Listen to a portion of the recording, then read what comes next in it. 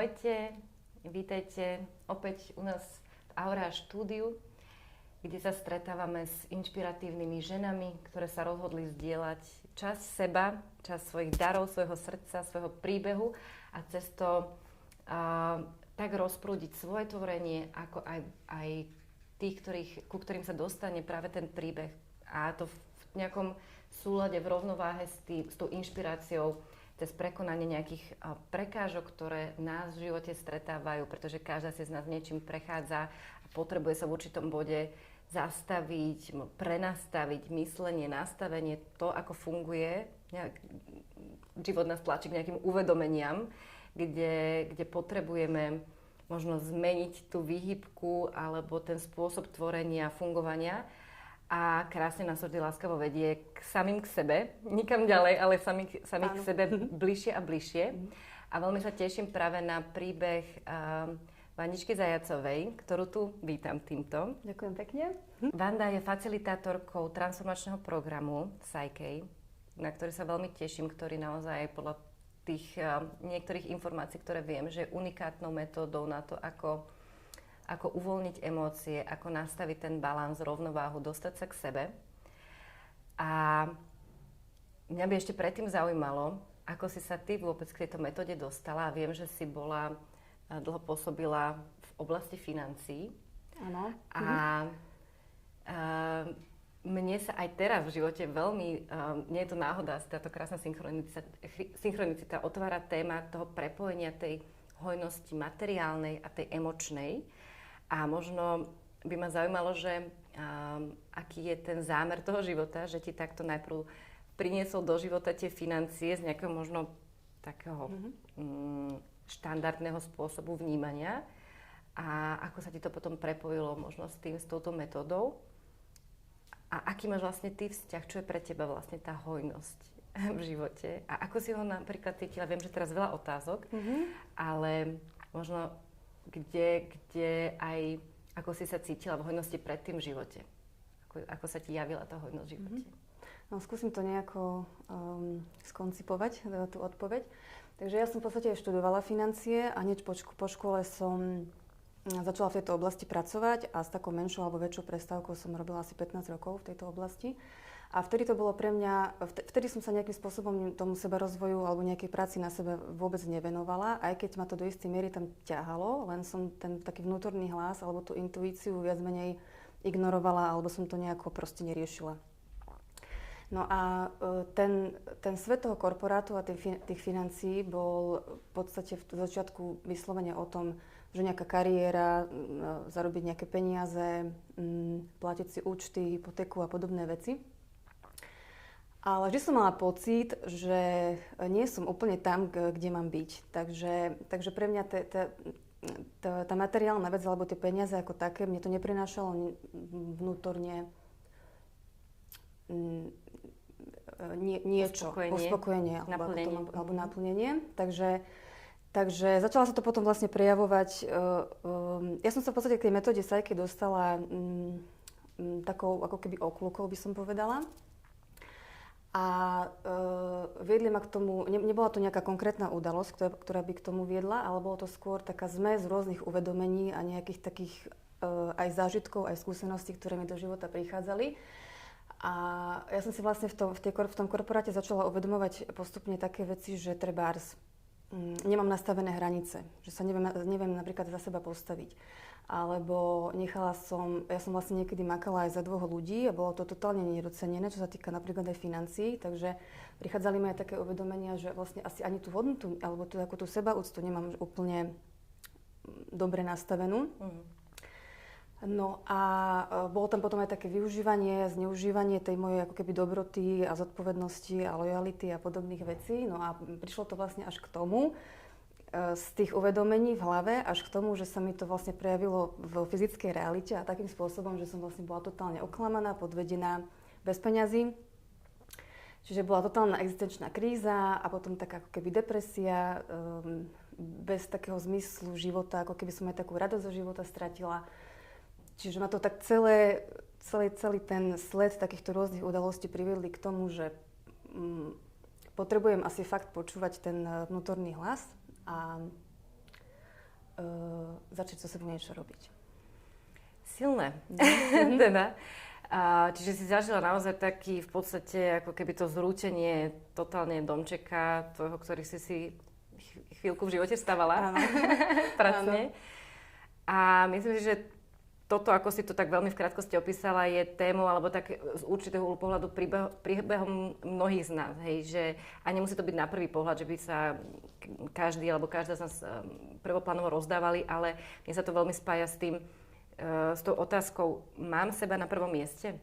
Presne. Že, a to, aj keď sa človek venuje sebaláske, tak naozaj cez srdce precítiť, čo to znamená byť na prvom mieste a uvedomiť si, že kde všade na tom prvom mieste stále nie som, lebo vyrieším si jednu tému a potom ani si nevšimnem, že v inej som totálne sa zase ako manipulujem so sebou. A vieš byť aj konkrétnejšie, že v čom si bola oklamaná, alebo možno nejak bližšie popísať ten príbeh, že ak teda chceš zdieľať, že... Nechcem nejako konkrétne menovať a tak ďalej, ale bolo to viac menej tak, stručne to zhrniem, že za tú prácu. Čiže ja som vlastne robila prácu, makala som a nedostala som proste zaplatené za to, čo som robila a ako keby som počúvala samé klamstvá, čo sa týka toho, že prečo ešte nie... Asi takto, v tomto zmysle. Čiže, ale ja som to tak ako keby už niekoľko mesiacov cítila, že tam niečo nie je v poriadku, ale vlastne to, že som sa nepostavila za seba a som to neodkomunikovala, takže ja som to zdržala v sebe a nejak som si dúfala, ako vnútri dúfala, že nejak sa to proste vyrieši, ale ono sa to proste neriešilo a ja som proste stále bola ticho a čakala som na neviem na čo. Takže som sa dočkala toho, že som proste... Že to prasklo a ja som sa vlastne potom nevedela s tým dotyčným alebo zamestnávateľom, ako to mám povedať, už ani spojiť. Čiže akože bez vysvetlenia, bez kontaktu a ja teraz pozerám, že to čo je. Takže takto by som to asi povedala. No a... že sa môžem pýtať, že ty keď si aj toto prasklo teda, tak ma zaujíma tvoj nejaký vnútorný pochod, že, lebo keď sme v nejakých nastaveniach, že žijeme v tom presvedčení, že dobre robíme a ako, očakávame, že tí druhí si to všimnú a že bude to vrátené späť, ale nedieje sa to, že z môjho pohľadu, keď môžem hovoriť za seba, tak veľakrát to je tým, že vlastne je to aj tak ten barter, že vlastne robím niečo, že očakávam to späť, ale pritom si to sama sebe nedám, hej, že nestojím si, že sa mi to deje, aby som si sama seba ustala.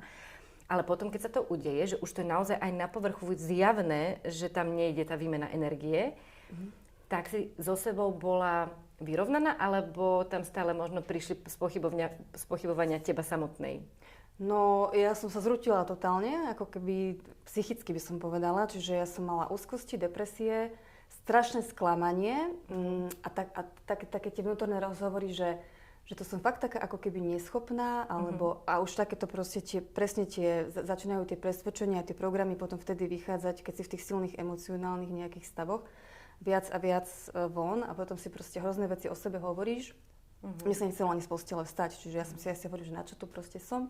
Že aký to má celé ako keby zmysel a to som si hovorila, že samozrejme obviňovanie ostatných, hej, že bože, koľko som do toho dala a že však to bolo, že prečo sa to vlastne stalo mne a takéto proste vnútorné veci, takže ja som vôbec nebola vtedy vyrovnaná. Ale teraz som za to vďačná v podstate, lebo ma to vlastne priviedlo k tomu, že naozaj začať sa starať o seba a pracovať na sebe a fakt dať seba na to prvé miesto, ako si hovorila. Všetko nám slúži a nič není náhoda, takže, ale to potom si človek musí chvíľku niečím prejsť, kým dojde aj k tomu súcitu, ako keby k tým našim zraňujúcim učiteľom, ktorým sme si hlavne sami sebe, lebo sami sebe si to v podstate robíme, lebo ako si ty hovorila, že si to aj cítila dlho, ale si vlastne to nevnímala. A kde prišiel teda, si mala takéto v podstate naozaj, že to si prešla asi takouto temnou nocou duše, ako sa vraví, hej. Kde prišiel ten záblesk nejaký v tejto tme? Alebo cez čo? Cez koho? Ja som už asi posledných 5 rokov nejakým spôsobom zabrdala do týchto vecí, čo sa týka nejakého duchovného rozvoja, nejakého osobného rozvoja, lebo mňa tam stále niečo ťahalo v takom zmysle, že to neexistuje, že proste len idem do práce, si to odrobím a každý deň to isté, že tam niečo ešte za tým musí byť. No a vlastne tento šok, ktorý sa mi stal, ma tak ako keby viacej k tomu povzbudil. Ja som dovtedy aj čítala nejaké knihy, chodila som potom na pár aj terapií, aj coachingov, aj ako keby rôzne nejaké také workshopy zamerané na sebalásku a podobne. A jedným z nich vlastne bola táto metóda Psyche, ktorá ma viac menej ako keby tak najviac z tých techník, ktoré som absolvovala, oslovila. Má tam určité veci, o ktorých o tom môžem porozprávať, ktoré ma vlastne na tom oslovili. Takže takto asi. Čiže si postupne vlastne začala liečiť seba, uvedomovať si a vlastne bola to nejaká postupná práca. A tak kľudne môžeš začať už možno priamo povedať o tej, keď už si sa, lebo chápem, že si vyskúšala viacero tých polôch, to je vlastne alebo techník. Čím ťa tá Psyche vlastne teda zaujala? Tie rôzne metódy a techniky, ktoré som absolvovala, každá mi niečo dala. Ale pre mňa osobne, každý má samozrejme svoju vlastnú skúsenosť, pre mňa osobne boli ako keby nejakým spôsobom neuchopiteľné, čo sa týka využitia v každodennom živote. Že idem treba na nejaký pobyt alebo na nejaký meditačný seminár, ale potom prídem domov a teda čo ďalej. No a čo sa týka tejto metódy Psyche, tak ona vlastne ma oslovila z viacerých aspektov a hlavne je to vlastne metóda, ktorá vlastne pracuje na transformácii podvedomých presvedčení alebo práve tých programov a vzorcov, ktoré sme nadobudli od toho detstva. A je tam v podstate ten aspekt práce s tou energiou alebo s tou myslou, s tým podvedomím, lebo vlastne mysl sama o sebe je energia, ale je tam potom aj tá zložka toho prepojenia s tým fyzickým svetom alebo s tou prácou v realite cez tie akčné kroky, ktoré vlastne potom po tých zmenových transformačných procesoch urobíme. No a môžem možno spomenúť niektoré také unikátnosti, ktoré pre mňa boli také kľúčové, že som sa k tejto metóde dostala.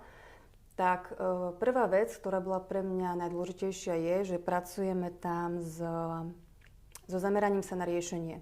Čiže nepotrebujeme tam ako keby vchádzať do nejakých príčin alebo hľadať nejaké traumatické zážitky, ktoré nám spôsobili tie programy alebo tie sabotujúce vzorce. Nepotrebujeme si vyvolávať nejaké staré emócie alebo nejaké obrazy, ale zameriavame sa na to pozitívne, na to, čo chceme, ako chceme tú situáciu, ktorá sa nám nepáči, zmeniť. Čo chceme namiesto toho iné prežívať, ako sa chceme cítiť, čo chceme okolo seba vidieť. Čiže toto je jedna z vecí. Pretože niektoré techniky, ktoré som absolvovala, mňa do týchto príčin nepúšťali jednoducho. Takže to bola jedna vec. Potom by som možno spomenula, že pracujeme jednak s tým podvedomím, ale zároveň pracujeme aj s mozgom. To znamená, že tie jednotlivé techniky, ktoré používame, vedú k tomu, že sa vlastne vytvorí tzv. Whole brain stav, alebo stav, kedy máme k dispozícii charakteristiky obidvoch mozgových hemisfér a vtedy je to taký ideálny stav na to preprogramovanie alebo na zmenu tých presvedčení. A možno taký posledný ešte bod by som spomenula, že máme tam aj tzv. Povolovací protokol, to znamená, že akúkoľvek zmenu ten človek chce urobiť alebo akúkoľvek transformáciu chceme urobiť, tak vždy si vlastne pomocou svalového testovania, v Psyche vlastne využívame ako nástroj komunikačné svalové testovanie, tak si vždy pýtame povolenie od nášho vyššieho ja alebo od tej vnútornej inteligencie, že ten proces je pre nás bezpečný a vhodný a že môžeme pokračovať v tej zmene. Čiže to je tiež fajn, že nemeníme len tak hociako, ale fakt si tam vlastne pýtame aj od toho strážcu to povolenie. Takže to sú asi také kľúčové body, ktoré... Aj sa stáva, že nepovolí? Áno, stane sa. Tam akože môže byť rôzne príčiny, teda ten človek si ešte potrebuje tú lekciu odžiť, ktorú chce zmeniť, alebo potrebuje zmeniť alebo vyriešiť nejaký iný problém pred tým, než pôjdeme riešiť tento problém. Alebo máme tam potom aj pekné protokoly, kde hľadáme odkaz z tej situácie, ktorú človek prežíva, takže zrejme je potom ešte potrebné nájsť ten odkaz a potom môžeme prejsť na to riešenie. Alebo nie je vhodný čas, možno keď príde o týždeň, tak bude vhodný čas. Takže keď to povolenie dostaneme, tak aj ten človek má ten taký pocit, že je to bezpečné a on vlastne vtedy má k dispozícii všetky tie odpovede a riešenia. To je tiež jedna z vecí, ktorá je dôležitá, že to postavenie vlastne mňa ako facilitátora a toho klienta, ktorý za mnou príde, je vlastne rovnocenné. Čiže ja mu nediktujem to, čo má robiť, ako to má robiť.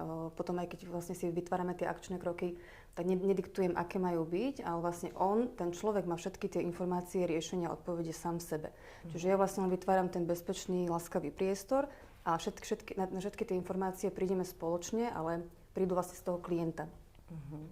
Takže tak. Ty si mi krásne napojená, lebo presne ja som mala otázku, na ktorú si v podstate odpovedala, takže to je úžasné. Že akým spôsobom vlastne sa otvárajú tie. Čiže rozumiem tomu, že je to hlavne cez vedený rozhovor, cez nejaké techniky, pokladanie otázok, kde vlastne z toho vedomia si ten klient vlastne tie odpovede nájde a tým sa vlastne uvoľňujú tie emócie. A zároveň je tam používaný ten svalový test a sú ešte nejaké iné, alebo aký je nejaký taký ten principiál, alebo tá technika, ktorá sa používa, ak to vieš pomenovať. By si vedeli predstaviť len ľudia, že ako sa pracuje vlastne pri tom. Skúsim to nejak zjednodušiť, aby to nebolo príliš komplikované. Zhruba tak asi opíšem ten priebeh toho sedenia. Čiže vlastne človek príde, predtým ja mu pošlem taký krátky dotazník, aby si vlastne utriedil myšlienky a aby si uvedomil alebo ujasnil tú tému, s ktorou chce pracovať. Čiže každé to sedenie má určitý zámer alebo určitý cieľ a pracujeme zväčša s jednou témou, čiže neskačeme od vzťahov k práci, k telu a podobne, ale vždy sa snažíme zamerať na nejakú konkrétnu vec a väčšinou, vo väčšine prípadov je to vlastne téma, ktorá je pre toho človeka prioritná alebo zásadná. Takže príde, alebo aj online teda sa stretneme cez Zoom.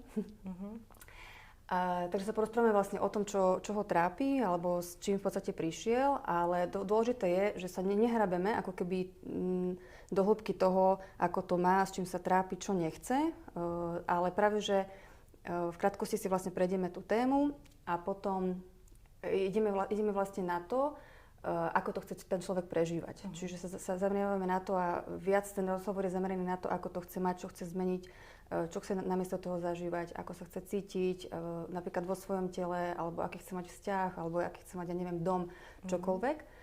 A na základe toho, čo chce, potom vytvoríme tzv. Cieľové presvedčenia, alebo je to také niečo ako afirmácia, ale nie je to vyslovene afirmácia, ale aby tam človek mal predstavu, ako to asi vyzerá. A tieto cieľové prehlásenia potom ako keby sa snažíme, sú to vlastne opaky toho negatívneho, čo ten človek má. A tieto cieľové prehlásenia potom tými technikami, nazývajú sa Psyche balansy, nahrávame do toho podvedomia. A tých balansov, nie je to vlastne jedna technika, čiže my nepoužívame, ako pri niektorých iných metódach, možno jednu techniku na každý problém, ale toto je vlastne vysoko individuálna metóda, preto ja ju vlastne nemôžem robiť ani skupinovo. Cez ten svalový test si to vlastne naše podvedomie vyberie z tej ponuky tých balansov, tam je ich 10 aj viac, ktorý potrebuje. Čiže to podvedomie vlastne pozná ten zdroj toho problému a on si vlastne určí, ktorý ten balans, alebo ako komplexný ten balans má byť, aby ten človek tú transformáciu mohol urobiť. A ja väčšinou začínam vždy od tých najjednoduchších, čiže testujem prvý, ďalší, lebo stále sa snažím, aby to bolo jednoduché, efektívne, jemné, príjemné pre toho človeka, ale keď je ten problém hlboký, komplexný, tak sa možno dostaneme aj k balansom napríklad takých tých základných core presvedčení, alebo je tam krásny balans na napojenie puta so životom, kde sa vlastne spracováva trebárs trauma z pôrodu alebo strach zo smrti. Čiže vieme ísť do takýchto ako keby hlbších podľa toho, ako na tom človek je.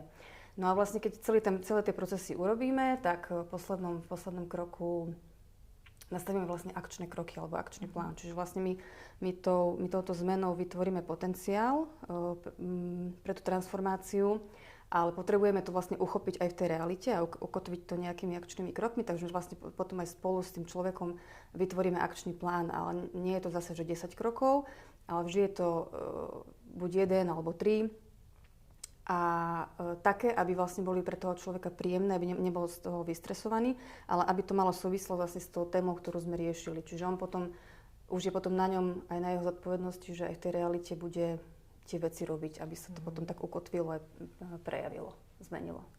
Takže v konečnom dôsledku vlastne naozaj je to tam zase na ňom, na tom človeku, že či sa rozhodne aktívne vlastne tie techniky používať a teda aj dlhodobo, aby tam došlo k tej zmene, tak je potrebné, aby vlastne následne ten človek tie techniky používal. Správne. Áno, to by som ešte chcela povedať, alebo zdôrazniť, že keď sa niekto rozhodne, že príde vlastne to sedenie absolvovať, tak je dôležité to, že prijíma tú zodpovednosť za seba a že chce niečo so sebou robiť. Čiže vlastne ten facilitátor nie je nejaký zázračný liečiteľ, alebo nie som ani terapeut, preto hovorím, že je tam tá súčinnosť ako keby rovnocenná.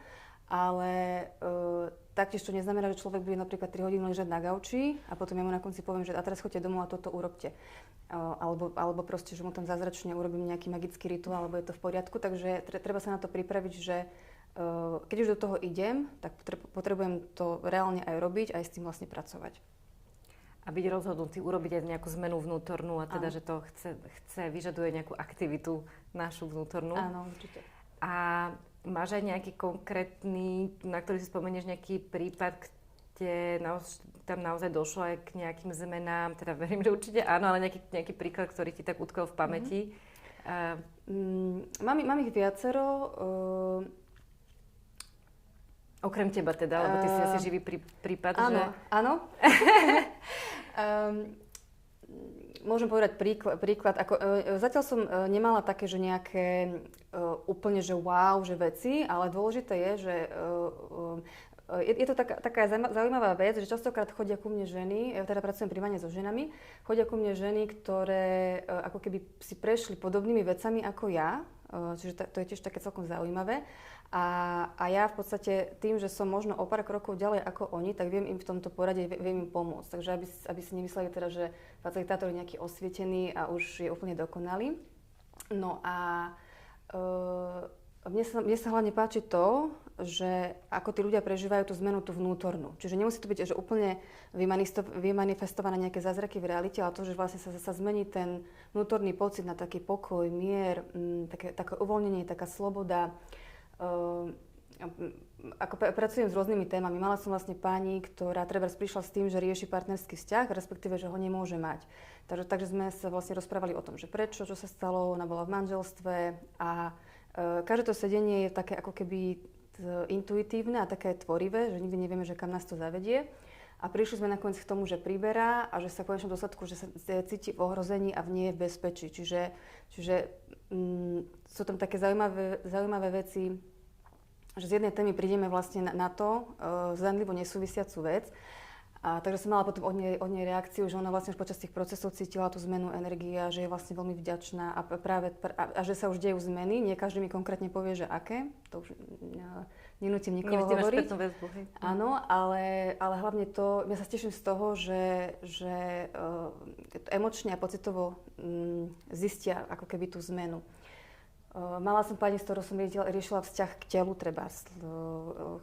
Jednak k samotnému telu, ako mala ako keby stres sama zo seba a zo svojho tela, tak toto sme v podstate riešili. A taktiež cítila vlastne, nechcela na to sedenie ani prísť, lebo to niekedy sa stane, že vás sabotuje už aj to, že nejdem, radšej tam ani nejdem. Ale tiež potom bola vlastne reakcia, tá zmena tej energie, taký ten pokoj, taká radosť, také tak uvoľnenie. A niekedy sa tie veci v realite objavia hneď, niekedy po čase, takže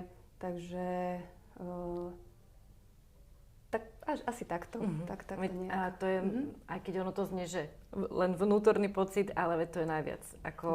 Ono samozrejme, že chceme potom aj tie dôkazy v tej materiálnej rovine, ale tá hmota je pomalšia, hej, že ono, kým začína to vždy na tej energetickej úrovni a potom to následne vlastne dosadne do tej matérie. V prípade, že to ten človek naozaj pochopil a došiel k tomu uvedomeniu, ale nájsť ten vnútorný pokoj, ktorý vlastne táto metóda vlastne tam chápem, že iniciuje vlastne ten zážeh toho, ako by si sa mohol cítiť vlastne celý život. Že keď človek tomu uverí, že sa naozaj tak môže cítiť, že môže uvoľniť vlastne tie bloky, tak potom sa to aj začne manifestovať, že len tam mám pocit, že ako aj pri aj iných technikách, že tam prichádzajú potom tie skúšky pokory alebo odvahy, že nám príde zase v živote nejaká skúška, že či teda naozaj sme tomu uverili a pochopili, alebo to vzdáme a možno tam niekde sa to láme, ale vlastne je to presne, ak si to hovorí, že je to na každom z nás a možno na to, ako tie techniky, aj tie, neviem, ako si to nazvala, nie afirmácie, ale vlastne tie jednotlivé techniky presvedčenia,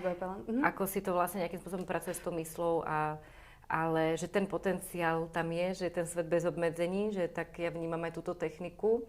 Áno. A je úžasné, že vlastne dáva možnosť aj ľuďom, ktorých nie úplne to púšťa do tých hlbok hneď možno, lebo ono veľakrát možno potrebujeme aj vyplakať tie veci, ono sa to tam asi niekde objaví potom na tom procese, že nemusíme, ja to tak beriem, že nemusíme riešiť tie veci, nemusíme sa v tom piplať, ale aspoň to pustiť, nech to ide preč. Áno. A väčšinou to ide cez slzy alebo cez niečo také. Ale že je to tá technika, kde vlastne sa upriamujeme najmä na to, čo chceme tvoriť a už necháme na to božské, kedy odíde to tam z podvedomia, čo potrebuje odísť. Hej, tak správne chápem, že takto nejako... Takto asi úplne zhruba vysvetlené. No, ako znie to naozaj veľmi zaujímavo, sama by som si to vyskúšala, že ako sa vlastne pracuje s tým, čo tam sa odhalí vlastne všetko v tom podvedomí, lebo aj ten svalový test je úžasná technika, ktorú mňa samotnú tiež, aj keď je ich mnoho, ale nádherne vie poukázať na to, kde je tá pravda, alebo kde nám odhaluje vlastne to áno alebo nie, bez toho, aby sme tam úplne dávali toho kritika z hlavy. Áno, presne. Je to úžasná technika. Takže neviem, či Vandi ešte chceš vlastne k tejto technike, alebo čo by si chcela ešte niečo vyzdvihnúť, alebo sa prihovoriť tým, ktorým to určite, keby ste chceli Vandičku vlastne nájsť, tak aj na aura.social má svoj profil, tam máš aj linky vlastne, kde sa môžete prihlásiť na túto techniku. Je vlastne individuálne sa dá prihlásiť online alebo offline, ale vlastne ja dám vlastne do popisu pod video link na teba a tam máš krásne popísané, takže cez to ťa vedia skontaktovať, alebo prípadne kľudne povedz ešte, čo by si chcela odkázať. Možno pozývam každého, koho to volá, samozrejme. A ja vlastne ponúkam aj bezplatnú úvodnú konzultáciu, takže ktokoľvek by mal záujem sa o tom dozvedieť viac, alebo sa porozprávať o tom, že či je tá metóda vhodná pre tú oblasť, ktorú človek potrebuje riešiť, tak kľudne. Budem rada za každý kontakt, tak sa teším. Ďakujem pekne. No tak ďakujem veľmi pekne, Vandi, že si sem prišla, že si vyzdielala túto úžasnú techniku, ktorú keď pomohla tebe, verím, že takto môžeš šíriť ďalej toto posolstvo, ktoré cez teba prechádza. A budeme sa tešiť na všetky ďalšie stretnutia s tebou. Veríme, že to spolutvorenie môže byť na rôznych iných úrovniach. Aj vás pozývame, ktorých to ťahá, volá, či už do Aureji, alebo máte pocit, že by ste chceli svoje dary viac rozprúdiť, dať von, ísť s kožou na trh, ísť do svojej síly, do svojho sebavedomia, ale možno cítite, že sami to úplne, nie je to práve orechové, ale možno cítite potrebu podpory iných žien, podporu vzájomnú cez prepojenie, lebo vtedy to ide tak jednoduchšie, ľahšie a nám sa to samotným deje, že tak ako my sa dostávame do sily, tak sa to potom aj v tej aure tým členkám deje a naopak, ako tie ženy sa vlastne idú s tou kožou na trh, idú do tej slobody, učíme sa žiť v tej slobode, v tej rovnováhe, v hojnosti vnútri a von, tak potom vlastne sa to všetko spolu, keď sa to tam pretaví tie esencie, tak sa to deje v oveľa väčšej ľahkosti, rýchlosti, takže dajte nám vedieť, tiež dáme link na Aureu, možnosť pridať sa a využiť nejaké možnosti podpory a spolutvorenia u nás. Budeme sa na vás tešiť. Ďakujeme, Vandi, veľmi pekne ešte raz. Ďakujem za tvoje zdieľania, za tvoje dary. Ďakujem krásne, krásny deň.